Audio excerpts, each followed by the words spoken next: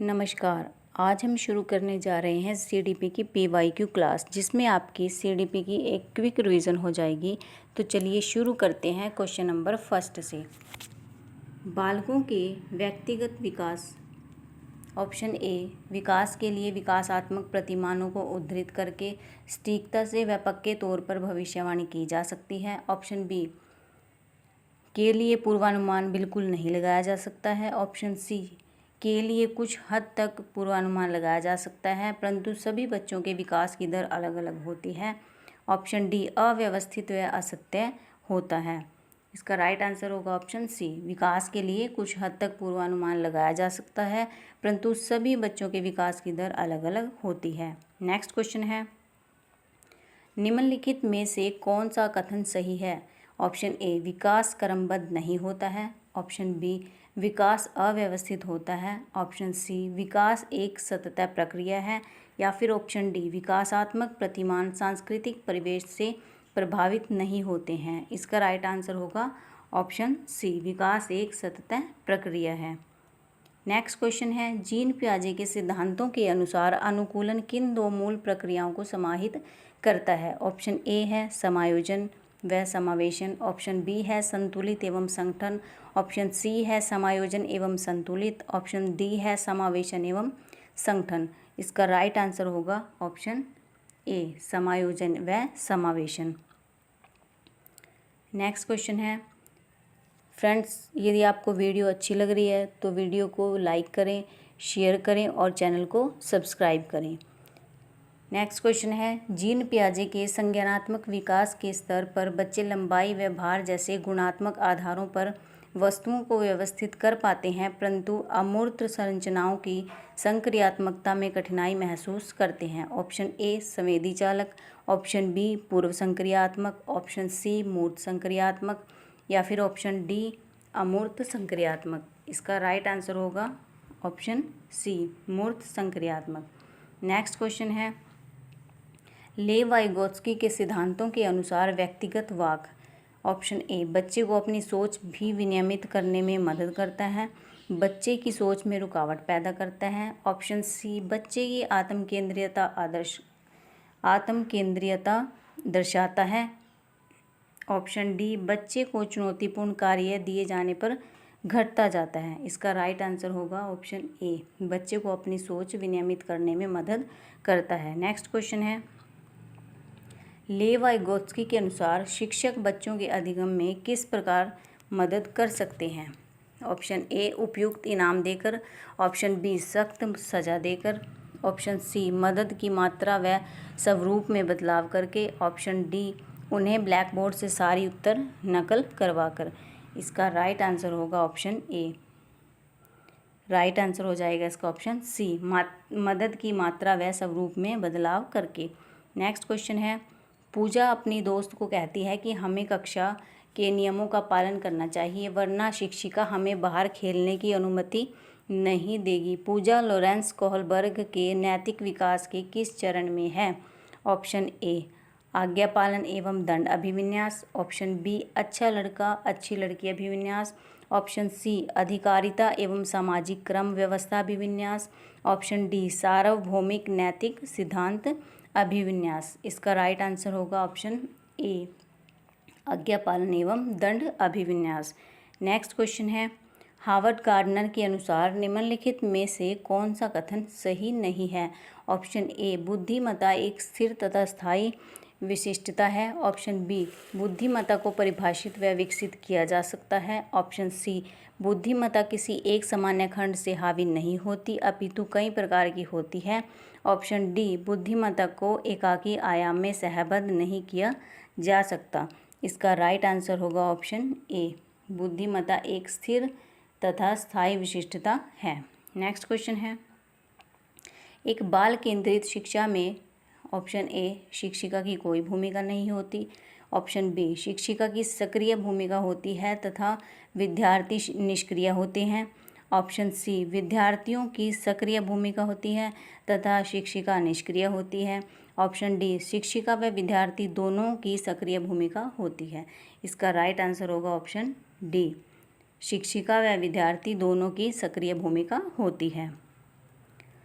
Next question है, राष्ट्रीय शिक्षा नीति 2020 किस पर जोर देती है? ऑप्शन ए पाठ्यचर्या का लचीलापन, ऑप्शन बी पाठ्यचर्या का मानकीकरण, ऑप्शन सी पाठ्य पुस्तकों का गैर संदर्भीकरण, ऑप्शन डी पाठ्य पुस्तकों को रटकर याद करना। इसका राइट आंसर होगा ऑप्शन ए पाठ्यचर्या का लचीलापन। नेक्स्ट क्वेश्चन है, मूल्यांकन का केंद्र क्या होना चाहिए? ऑप्शन ए अधिगमकर्ता क्या नहीं कर सकता इसका चित्रण करना, ऑप्शन बी कक्षा के दूसरे बच्चों की तुलना में अधिगमकर्ता के प्रदर्शन का स्पष्टीकरण करना, ऑप्शन सी मानक वर्ग में बच्चे की लेबलिंग करना, ऑप्शन डी अधिगमकर्ता क्या और कैसे सीख रहा है इसका वर्णन करना। इसका राइट आंसर होगा ऑप्शन डी अधिगमकर्ता क्या और कैसे सीख रहा है इसका वर्णन करना।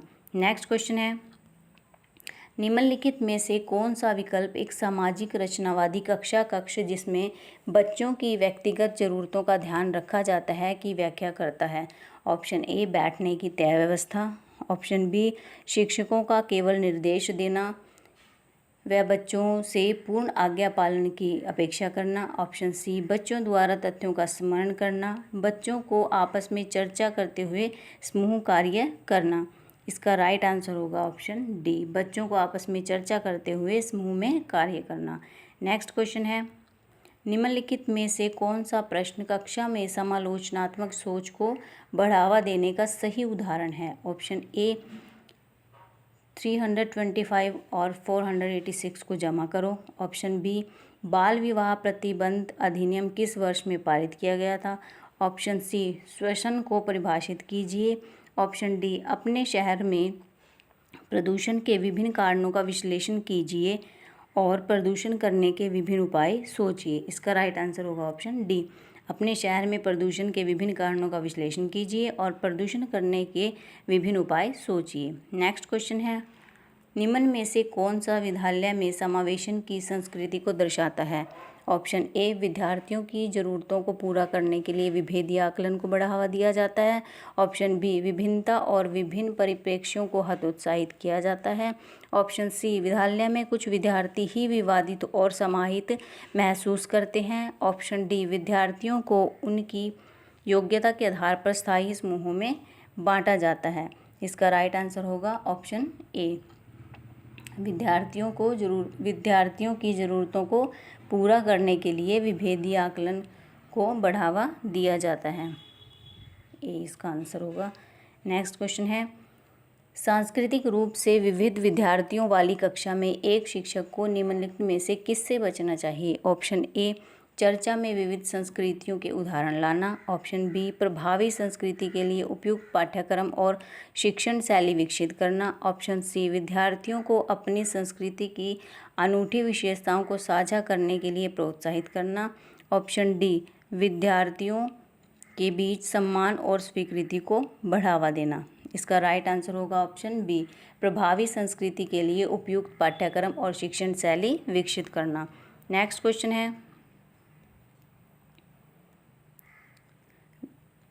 निम्नलिखित में से किससे विद्यार्थी की अक्षरों और शब्दों को पढ़ने और उनकी व्याख्या करने और उन्हें समझने की क्षमता सीधे प्रभावित होती है? ऑप्शन ए गुणज वैकल्य, ऑप्शन बी लेखन वैकल्य, ऑप्शन सी वाचन वैकल्य, ऑप्शन डी गति समन्वय वैकल्य।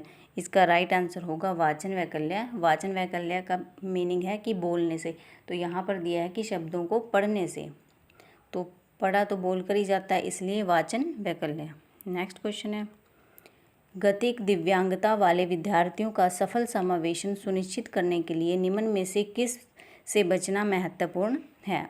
ऑप्शन ए ऊपरी मंजिल पर कक्षाओं, पुस्तकालय और प्रयोगशालाओं का आवंटन करना, ऑप्शन बी विद्यालय के सभी क्षेत्रों को रैंप और लिफ्टों से समतल करना, ऑप्शन सी विद्यार्थियों की आवश्यकताओं के अनुसार अनुकूलन करना, या फिर ऑप्शन डी बैठक की व्यवस्था में उचित समायोजन करना। इसका राइट आंसर होगा ऑप्शन ए ऊपरी मंजिल पर कक्षाओं, पुस्तकालय और प्रयोगशालाओं का आवंटन करना। नेक्स्ट क्वेश्चन है, निम्नलिखित में से कौन सी सृजनात्मक विद्यार्थी की पहचान संबंधी विशेषता नहीं है? ऑप्शन ए उचित क्रम समस्या समाधान, ऑप्शन बी अभिसारी सोच, ऑप्शन सी नवाचारी सोच, ऑप्शन डी जिज्ञासा की प्रबल भावना। अब जो एक सृजनात्मक क्रिएटिव स्टूडेंट है वो क्रम समस्या समाधान का भी होगा, उसमें नवाचारी प्रयोग, उसका नए नए प्रयोग भी करेगा, उसमें क्यूरियोसिटी भी होगी, जिज्ञासा भी होगी उसके अंदर। क्या नहीं होगा उसमें? अभिसारी सोच। ये इसका राइट आंसर होगा। नेक्स्ट क्वेश्चन है,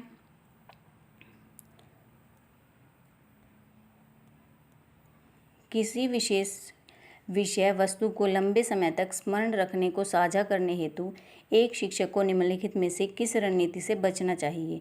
ऑप्शन ए स्मृति सहायक विधियां लागू करना, ऑप्शन बी संगठनात्मक चार्ट बनाना, ऑप्शन सी असंबद्ध शब्द चित्र प्रस्तुत करना, ऑप्शन डी मानचित्र का उपयोग करना। इसका राइट आंसर होगा ऑप्शन सी असंबद्ध शब्द प्रस्तुत करना।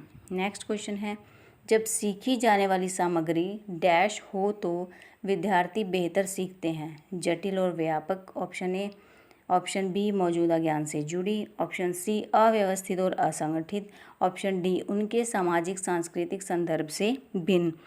इसका राइट आंसर हो जाएगा ऑप्शन बी मौजूदा ज्ञान से जुड़ी। नेक्स्ट क्वेश्चन है, निम्नलिखित में से कौन सा कारक शैक्षणिक उपलब्धियों में विद्यार्थियों की विफलता में योगदान देता है? ऑप्शन ए अनुभवात्मक शिक्षा, ऑप्शन बी गैर प्रासंगिक पाठ्यक्रम, ऑप्शन सी समावेशी दर्शन, ऑप्शन डी शिक्षार्थी केंद्रित शिक्षा शास्त्र। इसका राइट आंसर हो जाएगा आपका ऑप्शन ए गैर प्रासंगिक पाठ्यक्रम। नेक्स्ट क्वेश्चन है, राष्ट्रीय पाठ्यचर्या रूपरेखा 2005 के अनुसार ऑप्शन ए बच्चे शिक्षक द्वारा दी गई सामग्री के निष्क्रिय प्राप्त करता है, ऑप्शन बी बच्चों में अधिगम को विनियमित करने की क्षमता नहीं होती है, ऑप्शन सी बच्चे रटने के माध्यम से सर्वश्रेष्ठ सीखते हैं, ऑप्शन डी बच्चे ज्ञान के निर्माण में सक्रिय भूमिका निभाते हैं। इसका राइट आंसर हो जाएगा ऑप्शन डी बच्चे ज्ञान के निर्माण में सक्रिय भूमिका निभाते हैं। इसमें निष्क्रिय वर्ड आपका नेगेटिव हो जाएगा ये।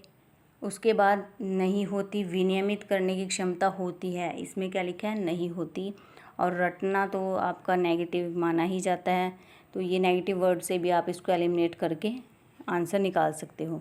नेक्स्ट क्वेश्चन है, एक संप्रत्यय को पढ़ाने के लिए एक शिक्षक को निम्नलिखित में से किसके प्रयोग से बचना चाहिए? ऑप्शन ए उस संप्रत्यय से संबंधित, ऑप्शन बी उस संप्रत्यय के लिए असतत उदाहरण, ऑप्शन सी संप्रत्यय संबंधित गैर उदाहरण, ऑप्शन डी उनकी संस्कृति में प्रचलित आद्य रूप। इसका राइट आंसर हो जाएगा ऑप्शन बी उस संप्रत्यय के लिए असतत उदाहरण, इससे बचना चाहिए। नेक्स्ट क्वेश्चन है, स्वयं के ज्ञाता होने का ज्ञान या जागरूकता